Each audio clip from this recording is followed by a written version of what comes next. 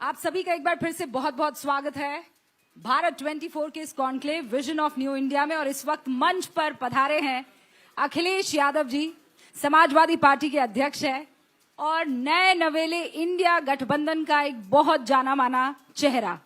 स्वागत है आपका सर। बहुत धन्यवाद आपका। इंडिया को लेकर बहुत चर्चा है सर। कोई कह रहा है I.N.D.I.A, कोई कह रहा है इंडिया। सबसे पहले तो मैं आपको बधाई दूंगा कि आप कह रहे हैं बढ़ता भारत तो बढ़ता भारत, लेकिन जब हम लोग मुड़कर के देखते हैं तो देखते हैं लुटता भारत उखड़ता भारत। और आपने जहां इंडिया की बात कही, हमारे जो दूसरे पक्ष के लोग हैं वो ये कहते हैं कि इंडिया नाम बदल देना चाहिए। इंडिया का सवाल है। हमें उम्मीद है कि जनता जिस तरीके से दुखी है, और बहुत भारत ने बहुत देख लिया, क्या कहना कि भारत बदल जाएगा, इन बातों को लेकर के क्या क्या नारे दिए उन्होंने। तो भारत बातों से नहीं बदलेगा, अगर बदलेगा तो ठोस कामों से बदलेगा, और वो दिखाई नहीं दे रहा है। इसलिए इंडिया और इंडिया के साथ पीडीए एनडीए को हराएगा, इसमें कोई कंफ्यूजन नहीं है। इंडिया के साथ जो पीडीए है वो एनडीए को इस बार भारत की सरकार से बाहर कर देगा। ये इंडिया के साथ पीडीए का क्या मतलब है आपका? पीडीए जो हमारा है ये एक स्ट्रेटेजी है। इंडिया अगर टीम का नाम है तो पीडीए हमारी स्ट्रेटेजी है, और इस स्ट्रेटेजी के साथ किस तरीके से हम भारत को जोड़ें, लोगों को जोड़ें, जिनको सदियों के बाद भी जो हक और सम्मान मिल जाना चाहिए था वो नहीं मिला। तो पीडीए से वो लोग जुड़ते हैं और भारत को बनाने में इंडिया के साथ खड़े हैं। और ये रेनेसांस है, ये समय ऐसा है कि जो बदलाव चाहता है, नई चीज चाहता है। तो मुझे उम्मीद है कि इंडिया का साथ पीडीए का, और एनडीए हारेगा, भारतीय जनता पार्टी हारेगी। 80 हराओ, भारतीय जनता पार्टी हटाओ का नारा उत्तर प्रदेश ने दिया है। अभी कुछ देर पहले आपने बकायदा ट्वीट भी किया था इस पर। आपने अपनी कोई पुरानी एक बिल्डिंग है जिसका अभी तक इनॉग्रेशन नहीं हुआ है, उसकी फोटो चस्पा की और आपने कहा 80 हराओ और भाजपा हटाओ। देखिए, हमारी इस देश की जो पहचान है वो हमारी सकारात्मक चीजों से पहचान बनती है। भारत की पहचान प्रेम के संदेश से है, करुणा के संदेश से है, भाईचारा के संदेश से है। हिंदू मुस्लिम एकता ये हमारी पहचान है, गंगा जमुनी हमारी पहचान है। लेकिन भारतीय जनता पार्टी ने इधर नकारात्मक राजनीति को अपनी पहचान बनाई है, और वो केवल एक उदाहरण है। मैं ऐसे कई उदाहरण दे सकता हूं जो भारतीय जनता पार्टी में और उनकी सरकार में नकारात्मक फैसले हैं। सोचिए, वो बिल्डिंग कोई बिल्डिंग नहीं है, वो एक समय को याद दिला रहा है। जेपी मूवमेंट कांग्रेस के खिलाफ उस जमाने में संपूर्ण क्रांति का नारा, और उनके नाम पे बना है। ये समाजवादियों की एक लेगेसी है, उसकी पहचान जेपीनाइसी है। केवल समाजवादी पार्टी का वो काम नहीं है, एक बिल्डिंग नहीं है, क्योंकि समाजवादियों ने बनाया इसलिए वो काम रोक दिया उन्होंने। और ये कई उदाहरण मैं दे सकता हूं यूपी के, और उस जगह से जहां से प्रधानमंत्री जी आते हैं।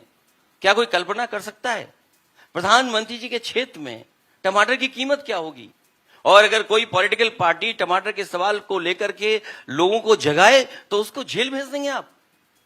केवल बेटे को नहीं, पिता को जेल भेज देंगे। दुकान पे आप पुलिस लगा देंगे, मंडी में आप पुलिस लगा देंगे।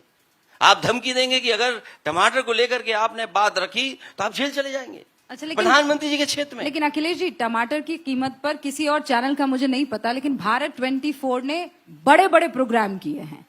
भारत 24 ने 200 रुपए किलो टमाटर से लेकर पूरा एक बकायदा यहाँ पर मुहिम चली टमाटर को लेकर, और बाकी सारी जो इस वक्त आप परेशानियां, महंगाई, बेरोजगारी गिना रहे हैं, इस बार आप लोग जीत जाएंगे। देखिए, जिस देश में चरम सीमा पर महंगाई हो, चरम सीमा पर बेरोजगारी हो, और जितने भी वो वादे किए, वो वादों का क्या? जो आपने वादे किए थे उन वादों को कितना पूरा किया आपने? आपका हर वादा जुमला निकला। आप उत्तर प्रदेश में क्या कह के आए थे? किसानों की आय दोगुनी होगी। अभी मक्का की फसल थी, सड़ गई मक्का, किसी ने नहीं खरीदी। गेहूं आपने मंडियों में नहीं खरीदे, गेहूं को आपने बाजार के हाल पे छोड़ दिया। वो अलग बात है कि जो कीमत किसान को मिलनी चाहिए थी वो कीमत नहीं दी। कीमत किसके हाथ में थी? आप लगातार हर चीज की महंगाई कर रहे हैं, डीजल, पेट्रोल, और जिस सिलेंडर को लेकर के आपने कितना बड़ा जागरूक अभियान चलाया था। आज क्या कीमत है सिलेंडर की? दालों की कीमत क्या है? सवाल ये नहीं कि क्यों कीमत बढ़ी है, सवाल ये कि मुनाफाखोरी कौन कर रहा है, मुनाफा किसकी जेब में जा रहा है। अखिलेश जी, ये जो बातें आप गिना रहे हैं, अगर ये इतने बड़े मुद्दे हैं तो जनता हरा देगी बीजेपी को, नरेंद्र मोदी को, अमित शाह को, सबको हरा देगी। फिर आप लोगों को साथ क्यों आना पड़ गया? साथ इसलिए आना पड़ा कि वो भी किसी को नहीं छोड़ रहे। कितने दल साथ लाए हैं, जो दल उनको देखना पसंद नहीं करते थे, जो दल के नेता उनके बारे में क्या क्या कहते थे, पर ये तो उनको आप गले पर भी मिला रहे हैं। पर ये तो आप पर भी लागू हो रहा है ना। जैसे साइकिल पर 2 लड़के थे, वो अब अलग हो गए, वापस आ गए साथ में। समाजवादियों ने हमेशा ये बात मानी कि जब कांग्रेस कमजोर होगी तो समाजवादी लोग साथ देंगे, और ये लड़ाई बड़ी है। देश की हालत क्या है? मणिपुर पे क्यों चुप है? क्या जवाब नहीं आना चाहिए था? क्या हम कल्पना कर सकते हैं आज के समय पर बेटियों को इस तरह घुमाया जाए और सब चुप हैं उस पे? लेकिन आप वो मणिपुर सवाल पर, नहीं पूछे जाएं। वो ये सवाल कर रहे हैं कि आप सिर्फ मणिपुर पर बोलते हैं।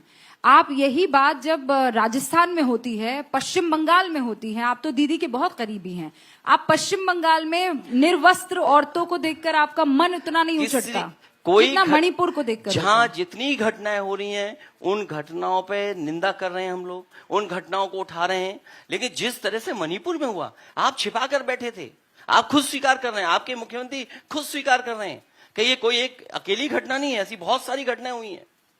तो क्या कल्पना कर सकते हैं आप क्या क्या हुआ होगा? लोकतंत्र कहां खड़ा है आज? वो कह रहे हैं कि आप वो सदन में बोलने को तैयार है, लेकिन आप मणिपुर बहाना है, मोदी निशाना है कि तर्ज पर काम कर रहे हैं। देखिए, विपक्ष कोई निशाना नहीं है, कोई निशाना नहीं है। सरकार को जवाब देना चाहिए, जिम्मेदारी सरकार की है। और अगर वो समझते हैं कि मणिपुर से दुनिया में उनका नाम नहीं खराब हुआ है तो G20 की मीटिंग मणिपुर में क्यों नहीं करते? आप G20 का आयोजन कर रहे हैं, दुनिया देखेगी G20 का आयोजन वहां भी हो सकता है। नहीं, लेकिन वहां तो हालात इतने ठीक नहीं है ना। वो तो अगर सरकार भी स्वीकार कर रहे हैं, मैं तो आपको धन्यवाद देता हूं। नहीं, वो तो सरकार भी कह स्वीकार रही कर रहे है, हैं। वो तो सरकार खुद भी कह रही है कि वहां के अगर हालात सरकार जो है- कह रही है तो विपक्ष की भूमिका यह है कि सरकार से जवाब मांगे। सरकार जवाब क्यों नहीं दे रही है इस बात? वो कह रहे हैं कि अमित शाह जवाब देने को तैयार है, गृह मंत्री जवाब देने को तैयार है, लेकिन आप चाहते हैं कि मोदी जवाब दे सदन में। सवाल प्रधानमंत्री का है, और कई मौके ऐसे आए हैं, मैं खुद लोकसभा में रहा हूं, अविश्वास प्रस्ताव आए हैं, उसमें प्रधानमंत्री जवाब दिए हैं। पूर्व में कई प्रधानमंत्रियों के खिलाफ अविश्वास प्रस्ताव आए। नहीं, अविश्वास आप प्रस्ताव क्यों में फेस तो नहीं करना पीएम को चाहते? ही जवाब देना है, वो तो आप सब क्यों मुद्दों फेस पर नहीं है। करना चाहते हैं? और इसीलिए आप चाहते हैं पीएम बोले, इसीलिए अविश्वास प्रस्ताव लाया गया है। आप अविश्वास प्रस्ताव आए जाते हैं, ये हमारा अधिकार है विपक्ष का। अगर हम अधिकार का इस्तेमाल कर रहे हैं क्योंकि सरकार बचना चाहती है, सरकार जवाब नहीं देना चाहती, क्यों सरकार नहीं जवाब देना चाहती है? अखिलेश जी, वो ये आरोप लगा रही है, यानी बीजेपी ये आरोप लगा रही है, और ऐसी खबरें भी आई थी कि अविश्वास प्रस्ताव पर कांग्रेस अकेले ही चलेगी। गोगोई जी की तरफ से नो कॉन्फिडेंस मोशन जो है पास कर दिया गया, आप लोगों को सूचित तक नहीं किया गया। कभी कभी अगर सांसद नहीं मिलते, उनको बताया जाता है, दस्तखत जरूरी नहीं है, सहमति जरूरी है। दस्तखत अगर एक के हैं लेकिन सहमति तो सबकी है। लेकिन मल्लिकार्जुन खड़गे जी ने बाद में इस बात को लेकर खेद प्रकट किया था कि सबको साथ ठीक लेकर बात चलना है, चाहिए लेकिन था। सहमति तो सबकी है। अगर दस्तखत एक के सुबह करा पाए तो कोई बात नहीं, नहीं, वो मिसकम्युनिकेशन था कि नहीं? कोई था? मिसकम्युनिकेशन नहीं। अगर कहीं भी होगा तो हम लोग सुधार लेंगे। इसमें विपक्ष को क्यों कटघरे में खड़े करते हैं? सवाल देश के सामने ये है कि अविश्वास प्रस्ताव पे दस्तखत किसके, वो नहीं है। आप बेरोजगारी का क्या जवाब दे रहे हैं? आप अग्निवीर का क्या ये टेम्पररी नौकरी दे रहे हैं? आप जो दुर्दशा है देश की सीमाओं की, उस पर जवाब क्या है आपका? और जहां तक उत्तर प्रदेश की बात कहें, आप डबल इंजन कहते हैं। हर दिन कोई न कोई जान खो रहा है एक सांड से। क्या आप कल्पना कर सकते हैं जानवर से जान जाएगी किसी की? प्रधानमंत्री की लोकसभा के क्षेत्र में पानी भरा पड़ा है, मुख्यमंत्री के गृह जनपद में पानी भरा पड़ा है। एक सांड आया, 3 लोगों को घायल करके चला गया। 2 दिन की पुरानी बात है। यूपी में कोई दिन ऐसा नहीं जा रहा जिस दिन किसी न किसी जानवर से कोई टकरा ना रहा हो, किसकी जान ना जा रही हो। क्या सरकार कर रही है? अच्छा, लेकिन अगर वो पशु प्रेम दिखाएंगे तो आप कहेंगे कि ये सांप्रदायिक है। पशु प्रेम दिखाएं, अपने मुखंदी आवाज में क्यों नहीं रख लेते हैं सांड? रख ले उनको सबको। वो गौशाला तो चलाते ही हैं। गौशाला में पैसा क्या देते हैं आप? कोई गौशाला ऐसी नहीं है जिसके अंदर मार करके जेबी से दवा न दी गई हो गाय। आप किसी भी गौशाला को खुदवा लीजिए। आपके पास इसके सबूत है? सबूत नहीं, कितने सबूत चाहिए आपको? मैं तो ये कहता हूं, अगर मैं गलत हूं, किसी गौशाला को खोद के दिखा दीजिए। ये चैलेंज कर रहे हैं आप? चैलेंज ही है, क्योंकि आप इतना बड़ा सपना दिखा के आए थे कि हम इनकी सेवा करेंगे, लेकिन हर दिन यूपी में जान जा रही है। जिम्मेदार कौन है उसके लिए? जिसके लिए प्रधानमंत्री जी ने खुद कहा हो कि इसकी समस्या का हम समाधान ढूंढ लेंगे। क्या समाधान ढूंढ लिया उसका? मुझे पूरा यकीन है कि ये सवाल सुना होगा और इसका जवाब आएगा। अभी योगी आदित्यनाथ ने एएनआई को एक इंटरव्यू दिया है और मैं आपको शब्दशः पढ़ के सुना रही हूं। उसमें से ज्ञानवापी को लेकर उन्होंने कहा, त्रिशूल मस्जिद के अंदर क्या कर रहा था, इसको मस्जिद कहेंगे तो विवाद होगा। आप इस बयान पर क्या कहेंगे? एएनआई का पुराना वाले पे भी मैंने बयान पे कुछ नहीं बोला, इस पे भी कुछ नहीं बोलूंगा। No comments. उनके पुराने वाले एएनआई के भी इंटरव्यू में कुछ नहीं बोला, इस पे भी कुछ नहीं बोल रहा हूँ। लेकिन आप तो उनको लगातार अटैक करते रहते हैं। ज्ञानवापी पर आप कुछ नहीं बोलेंगे कि इनके इस बयान पर कुछ नहीं? आप उनसे पूछिए, प्रदेश के नौजवान आपसे नौकरी चाहते हैं, एम्प्लॉयमेंट रेट, अनएम्प्लॉयमेंट, आपको क्या आंकड़े देने हैं? वो कहते हैं 100 में केवल 4 बच्चे बेरोजगार हैं। कौन इस बात का भरोसा करेगा? आपने इन्वेस्टमेंट मीट की, आपने प्रधानमंत्री बुलाए, राष्ट्रपति जी बुलाए, पूरे देश को बताया कि हमने इतने लाख करोड़ का एमओयू कर दिया। आपने पहले इन्वेस्टमेंट मीट की, डिफेंस एक्सपो किया आपने, फिर इन्वेस्टमेंट मीट की। विपक्ष ये जानना चाहता है, उत्तर प्रदेश की जनता ये जानना चाहती कि जमीन पर क्या आया है। क्या जमीन पर वो सब चीजें आ गई? इस सवाल का जवाब उनके पास नहीं है। बीजेपी के लोगों ने कहा और देश के प्रधानमंत्री ने कहा, ये बुंदेलखंड में मिसाइल बनेगी, यहां पर फैक्ट्री लगेगी गोलों की। 9 साल हो गए दिल्ली की सरकार के, यूपी के 7 साल के सरकार के हो जाएंगे, कहां है जमीन पर वो? देश के प्रधानमंत्री ने बुंदेलखंड एक्सप्रेसवे का उद्घाटन किया। अभी 1 हफ्ते पहले मैं गया उस एक्सप्रेसवे पर, पूरा खुदा पड़ा है। जो राइडिंग क्वालिटी है आप कल्पना नहीं कर सकते। आपने जो पैसा और जो सपना दिखाया और देश के प्रधानमंत्री ने उद्घाटन किया, आज भी उस पे डामर लग रहा है, आज भी आपकी बातों से ये लग रहा है अखिलेश जी कि आप कह रहे हैं मुद्दे ये होने चाहिए, ज्ञानवापी हिंदू मुसलमान मुद्दा नहीं होना चाहिए, नफरत की राजनीति नहीं होनी चाहिए, बंटवारे की राजनीति नहीं होनी चाहिए। जिस लिए जनता ने आपको चुन करके भेजा है उस पे आप बहस क्यों नहीं कर रहे हैं? अरे बुंदेलखंड एक्सप्रेसवे कोई मामूली एक्सप्रेसवे नहीं है। नहीं, पूर्वांचल एक्सप्रेसवे कोई मामूली एक्सप्रेसवे नहीं है। जो लोग ये कहते थे कि भ्रष्टाचार हो रहा है, क्या आप कल्पना कर सकते हैं कि 90 किलोमीटर की सड़क, 90 किलोमीटर का जो लिंक एक्सप्रेसवे बना रहे हैं वो 6000 करोड़ का बना रहे हैं? क्या ये गोरख धंधा नहीं है?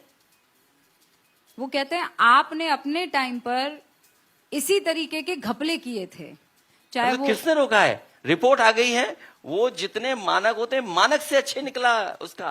वो क्यों घोटाला बोल रहे हैं? क्यों बोल रहे हैं? क्यों? इसलिए बोल रहे हैं, मैं आज भी दावा करता हूं यहां बैठ करके कि देश का सबसे अच्छा एक्सप्रेसवे अगर कोई है तो वो आगरा लखनऊ एक्सप्रेसवे है, जो समाजवादियों ने बनाया था।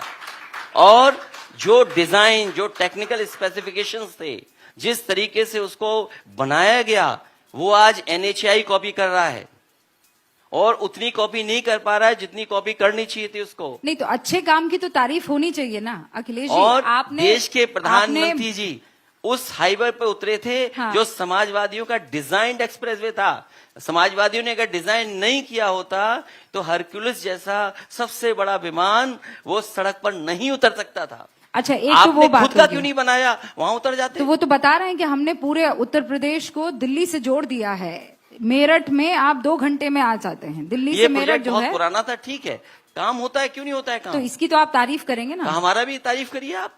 नहीं, आपकी तो तारीफ करेंगे। करप्शन का है, हाँ, वो आप पर आरोप लगा रहे हैं। तो हम तो कह रहे हैं खुली आंखों से देखो, सड़क आज भी नहीं बन पाई उनकी। वो जब आरोप लगाते तो गोमती रिवर फ्रंट का जिक्र करते हैं। देखिए, गोमती रिवर फ्रंट तो इसलिए बुरा कहते हैं वो, क्योंकि देश के साबरमती एक्सप्रेसवे से अच्छा, वो साबरमती का जो रिवर फ्रंट बना है उससे बेटर रिवर फ्रंट है। आज भी आप उस पे जाकर के देखें तो शहर के अंदर सबसे बेहतरीन रिवर फ्रंट अगर कोई है तो वो है। और मैं आज कहता हूं आपसे, किसी भी शहर में अगर आपको नदी साफ बहानी है तो आपको वही मॉडल अपनाना पड़ेगा जो समाजवादियों ने लखनऊ में बनाया है, गोमती रिवर फ्रंट। तो फिर और आप क्या कर रहे हैं? तो फिर ईडी, सीबीआई, इनकम टैक्स, क्या है ये आपकी संस्थाएं हैं। आपने उनको इनसे अखिलेश उनसे यादव गठबंधन को किया हुआ है आपने। इनसे अखिलेश यादव को डर लगता है? मुझे कोई डर नहीं लगता। इनकम टैक्स, मुझे कोई डर नहीं लगता। हम सीबीआई में 30 साल रहे कांग्रेस के जमाने से। पीडीए एनडीए को हराएगा, 80 हारेंगे बीजेपी। पर ये पीडीए तो आपका है ना, उन लोगों ने थोड़ी माना है। मल्लिकार्जुन खड़गे ने मान लिया है, राहुल गांधी ने मान लिया जाति है, जनगणना मानने लगे, सामाजिक न्याय मानने लगे, और क्या चाहिए? आपकी बात मान ली है उन्होंने। हमारी बात माने ना माने, ये स्वीकार करें ना करें, ये लड़ाई बहुत पुरानी है, इंडिया पीडीए हजारों आप साल कहेंगे। पुरानी है। ये यही रास्ता है, ये हमारा पार्ट ऑफ स्ट्रेटेजी है। क्या पीडीए ही जिताएगा, पीडीए ही एनडीए को हराएगा? पीडीए वो बोल रहे हैं इंडिया, आप बोल रहे हैं पीडीए। आप लोगों की सहमति इंडिया है हमारा कि नहीं टीम है? का नाम है। हाँ, तो फिर जो- पीडीए क्या जो है? टीम है वो हमारी इंडिया है, हाँ, जो स्ट्रेटेजी है वो पीडीए है। इसमें क्या दिक्कत है? तो ये बात आप ही कह रहे हैं, कोई और तो कह नहीं रहा है। तो यूपी में तो हारेंगे 80 में 80। तो इसका मतलब संयोजक आप है, संयोजक आप है इसका मतलब। क्यों नहीं, 80 में 80 हारेंगे। हाँ, तो 80 में हराने वाला संयोजक हुआ ना, फिर सबसे तो हम- ज्यादा सीटें हराने हमारे वाला साथ- संयोजक हुआ। हमारे साथ जो दल हैं उन दलों को लेकर के आने वाले समय में आप देखेंगे यही परिणाम आएगा। हाँ, तो आप लीडर हुए कि नहीं हुए इंडिया के? नहीं, फिर मैं लीडर हूँ, उसका एक पार्ट हूँ टीम का। उस टीम का लीडर कौन है? लीडर सब हैं। या आप लीडर हैं कि नहीं है नहीं, इंडिया मैं के? लीडर हूँ, अपने यूपी में लीडर हूँ मैं, और जहां हमारी पार्टी है उसका लीडर हूँ मैं। और हम साथ लेके चल रहे हैं सबको, इसमें क्या दिक्कत है? अरे साथ तो लेकर हम चल सबको सकते हैं स्पेस दे रहे हैं, हम अखिलेश जी, सबको साथ ले रहे हैं। लेकिन कौन? मतलब देखिए एक बीजेपी तो क्या चेहरा कहती है? देंगे ना। बीजेपी क्या कहती है? सबका साथ सबका विकास। सबके साथ में गैर बराबरी नहीं खत्म हो रही है। क्या सबके साथ कहने से गैर बराबरी खत्म हो रही है? हमारी लड़ाई गैर बराबरी से है। जो लोहिया जी ने सिद्धांत दिया, जो नेताजी ने सिद्धांत दिया, जो जेपी का सिद्धांत है, जो देश की जरूरत है, वो हमारा सिद्धांत है। इसलिए हम उस लड़ाई को लड़ रहे हैं, और उस लड़ाई से कोई नहीं भाग सकता। कोई हो लीडर उस लड़ाई से नहीं भाग सकता। अच्छा, आप संयोजक नहीं बता रहे हैं, प्रधानमंत्री कौन हो सकता है अरे ये हम तो बता इतनी दीजिए ना। चॉइस है। आपको महिला चाहिए, महिला पीएम बनेगा। यंग चाहिए, यंग मिलेगा। बुजुर्ग चाहिए, बुजुर्ग मिलेगा। आपको जाति के हिसाब से चाहिए तो जाति के हिसाब से मिलेगा। आपको अगड़ा चाहिए तो अगड़ा है, पिछड़ा तो पिछड़ा है, अखिलेश दलित जी, तो दलित है। आपको कौन सा चाहिए बताइए? अरे बीजेपी में कोई चॉइस नहीं है। बीजेपी ये कह रही है ये प्रधानमंत्री का चुनाव है, डिपार्टमेंटल स्टोर पे शॉपिंग थोड़ी करने जा रहे हैं। बीजेपी ये यही- चाहिए तो ये देखिए- मिलेगा, ये चाहिए तो ये मिलेगा, वो चाहिए तो बोले देखिए- प्रधानमंत्री की बात है। देखिए बीजेपी को ये नहीं समझना चाहिए कि मार्केटिंग से चुनाव जीत सकते हो, आप इवेंट से चुनाव जीत सकते हो। मां गंगा को क्या कहा था आपने कि मां गंगा को हम साफ कर देंगे? आज बताओ बीओडी क्या है, सीओडी क्या है, डिजॉल्व ऑक्सीजन क्या है? क्या जवाब है बीजेपी के पास? क्या जवाब है उनके पास? कोई है जवाब उनके पास? अच्छा, एक बार के लिए बीजेपी तो के पास इसलिए कोई मैं कह रहा जवाब हूं, नहीं। ये डिपार्टमेंट स्टोर की बात नहीं है। हाँ, सवाल सिद्धांत का है, सवाल कार्यक्रम का है। अगर बीजेपी इसको इस तरीके से ले रही है तो इसका मतलब हार के करीब है, वो लोग हारने जा रहे हैं इस बार। तो हार का विजन ही तो वो पूछ रहे हैं ना कि कौन है भाई हारने के लिए, कौन किसको? अखिलेश जी के चेहरे पर मान लीजिए वोट आ जाएगा, ममता जी के चेहरे पर कोई एक आदमी होगा ना जो बांध कर चलेगा। मुख्यमंत्री कौन होगा? आप जीत गए तो। अब प्रधानमंत्री, माफ कीजिएगा, 9 साल प्रधानमंत्री कौन होगा? 9 साल हो गए, 10 साल हो गए लगभग। हाँ, आपके पास कोई चॉइस नहीं है। नोटबंदी आपकी फेलियर थी। आपने कहा कि 2000 रुपए में चिप लगा हुआ है। अरे मैं तो कहता हूं ना, आपने ड्रोन खरीद लिए हैं, आप ड्रोन से चिप क्यों नहीं ढूंढते हो? आप चिप लगी हुई ना 2000 में, ढूंढते क्यों नहीं अखिलेश जी आप? चिप नहीं ढूंढ रहे, हम अभी आप प्रधानमंत्री बताइए ढूंढ ना, रहे हैं। जो सरकार फेल हो गई हो, हाँ, जिस सरकार के हर फैसला फेल हो गया हो। जीएसटी क्या है? जीएसटी में आप व्यापारी को मार रहे हैं, अखिलेश उसकी जी, जान ले रहे हो आप। आपकी हर बात जनता मान लेगी, पर उसको आप एक चेहरा तो बता दीजिए। क्या मैंने आपके कहा- लिए दिक्कत है कि कंफ्यूजन बड़ा है? कोई दिक्कत नहीं चेहरे है। का नाम आते ही आप लोग सब अलग अलग हो जाएंगे। हमारे पास चॉइस है। कौन? सब कोई भी है। आपको यंग चाहिए तो यंग है, बुरा बुजुर्ग चाहिए तो बुजुर्ग है, महिला चाहिए तो महिला है। आप पे चॉइस है, उनके पास क्या चॉइस है? अच्छा नोटबंदी फेलियर, अच्छा ठीक है अनएम्प्लॉयमेंट अखिलेश जी, मैं सवाल तो उनके पास चॉइस क्या है? नहीं, मैं सवाल बदल रही हूँ। उनके पास चॉइस है? नहीं, आपकी पसंद का प्रधानमंत्री हालांकि कौन है? उसी में जोड़ दूं नहीं मैं। अखिलेश जी, आपकी पसंद का प्रधानमंत्री कौन है? आपको महिला चाहिए? मुझे तो वो पसंद जो आपको प्रधानमंत्री बुजुर्ग बनेगा, चाहिए? वो हमारी पसंद। हाँ तो कौन? जो प्रधानमंत्री बनेगा वो आपको हमारी यंग पसंद। पसंद है? आपको यंग पसंद है? मुझे सब पसंद है। आपको बुजुर्ग पसंद है? जब गिनती आ जाएगी उसके बाद पसंद आपको अपने आप साड़ी सामने आ वाली जाएगी। पसंद है? गिनती से पसंद बनेगी। आपको टोपी वाले पसंद है? मुझे सब पसंद है। लाल टोपी वाले प्रधानमंत्री पसंद है? देखिए, लाल रंग तो सबसे अच्छा है। हाँ। यार मुलायम सिंह यादव जी, एक दफा ये था कि देश के प्रधानमंत्री कि बस उस सीढ़ियों को चूमने के बहुत नजदीक थे, पर रक्षा मंत्री वो बने।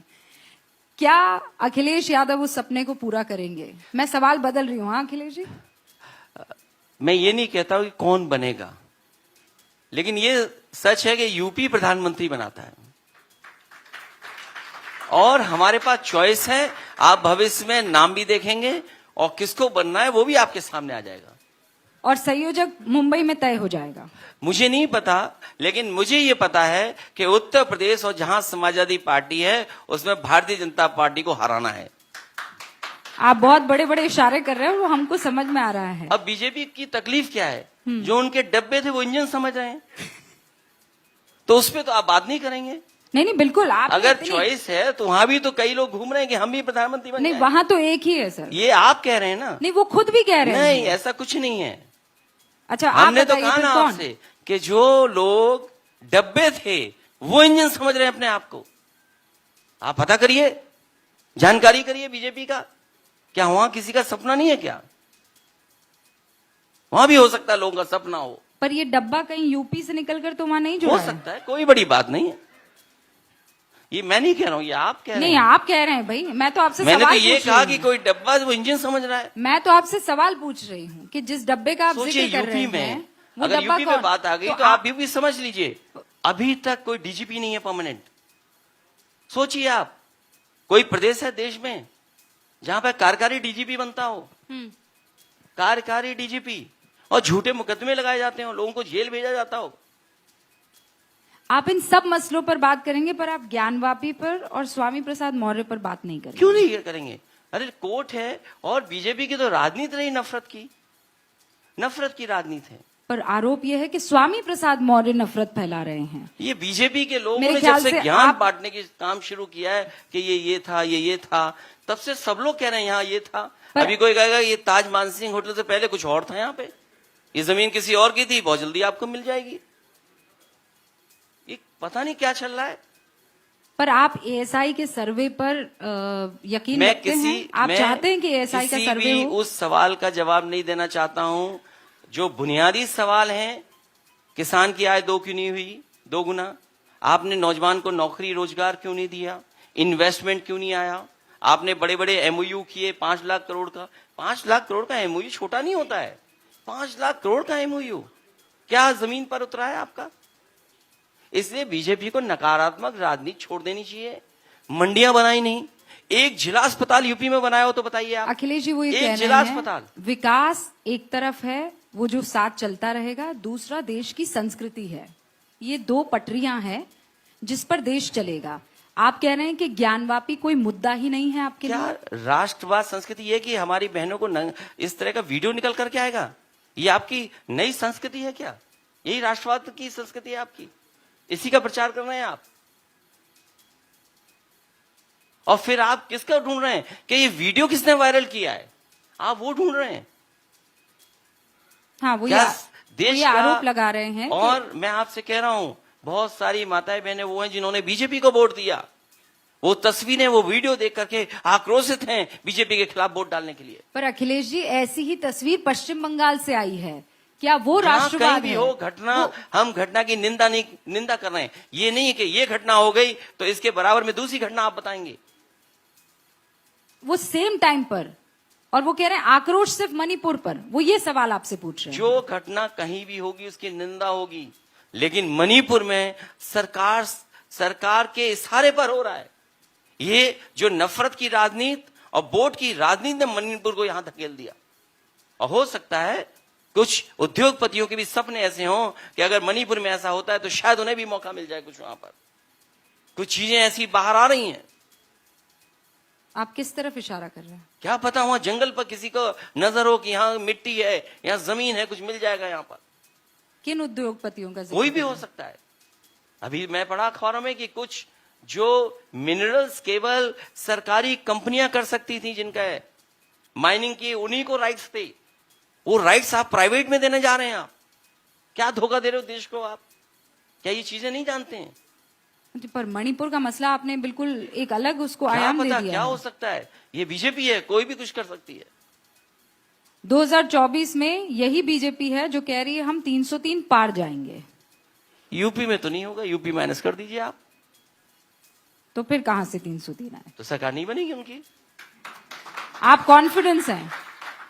मैं नहीं, इस प्रदेश की, देश की 2/3 जनता जो दुखी है, नाराज है, निराश है। पर लोकल चुनावों में तो दिख गया कि आप पर भरोसा नहीं है। विधानसभा लोकल चुनावों में दिख गया कि आप पर भरोसा नहीं है। तो लोकसभा में आप कैसे जीतेंगे? 80 विधानसभा के चुनाव का परिणाम अगर आप देखेंगे तो बहुत ज्यादा फर्क नहीं है। समाजवादियों ने बहुत अच्छा प्रदर्शन किया। 3.5 लाख वोट ही तो थे जिसकी वजह से सरकार नहीं बनी। 3.5 लाख वोट। और फिर लखनऊ वालों को बचाने के लिए दिल्ली वाले आए। अरे लखनऊ वालों को अकेला छोड़ देते, समाजवादी लोग हरा करके भेज देते घर। लोकसभा में तो दिल्ली वाले ही आएंगे। तो आए दिल्ली वाले, अच्छी बात है, लेकिन दिल्ली वाले आए तो अपना रिपोर्ट कार्ड भी लेकर के आए और कहें कि जनता के लिए हमने ये काम किए हैं। आपके कॉन्फिडेंस को मैं जरा नंबर्स में डाल देती हूँ। 80 में से समाजवादी पार्टी कितनी सीटें लाएगी? और 80 पर आप ही लड़ेंगे, फिर कांग्रेस कहां जाएगी? पीडीए 80 में 80 एनडीए को हराएगा। और उसमें कितनी सीटों पर आप लड़ेंगे? कांग्रेस वो कितने पे हम लोग तय लड़ेगी? कर लेंगे। वो कोई बड़ा मसला नहीं है। मैंने अलायंस बहुजन समाज पार्टी से भी किया है। मैंने अलायंस कांग्रेस पार्टी के साथ भी किया है। मैंने अलायंस छोटे दलों को भी साथ लाने का काम किया है। मुझे नहीं लगता है कि सीटों का बंटवारा और सीटों के बांटने से कोई फर्क पड़ने जा रहा है। आप यकीन से ये कह सकते हैं, क्योंकि आप और कांग्रेस की तब भी नहीं छनी थी, मायावती जी के साथ तब भी आपकी नहीं छनी थी। आपको लगता है future is going to be bright? देखिए, ये हमारा अलायंस जो बहुजन समाज पार्टी के साथ था, उसमें भी देश में इसी अलायंस ने सीटें हराई थी। और इस बार हम लोगों ने संगठन और अपने जो कार्यकर्ता और जिस तरीके से काम करना शुरू किया, हमें उम्मीद है कि समाजवादी पार्टी और अन्य दलों को साथ लेकर के भारतीय जनता पार्टी को इस बार उत्तर प्रदेश से हराएंगे। All the best to you Akhilesh ji. Thank you so much. बहुत बहुत शुक्रिया हमसे बातचीत करने के लिए।